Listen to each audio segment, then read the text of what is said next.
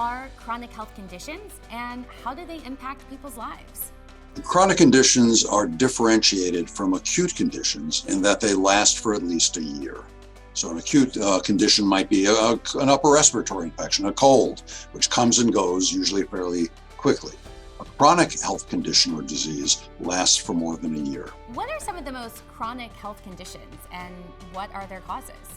Well, depending on the chronic condition or disease you're talking about, they may have different causes. But the ones that are most common worldwide are cancer, for example, a heart disease, diabetes, stroke, arthritis. I mean, there's a list of about 10 of them that are fairly common. And again, they are linked by being chronic, meaning they last more than a year. What are some of the most effective ways to prevent chronic health conditions from developing or worsening?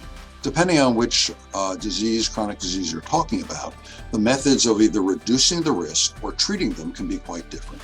So for cancer, for example, in order to prevent cancers from developing, regular surveillance. For men, for example, getting prostate examinations on a regular basis. For everyone, getting regular colonoscopies. Colonoscopies can often detect colonic polyps, for example, before they become cancerous. And by removing those polyps, reduces the risk of having colon cancer. For lung disease, stopping smoking is often quite effective at reducing your risk. For heart disease, it's multifactorial.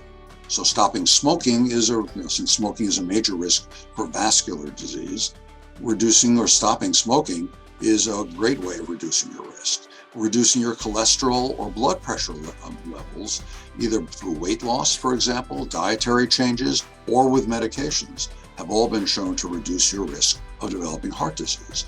Once you have one of those diseases, getting appropriate treatment and management can certainly reduce the risks of them becoming worse and even being life-threatening.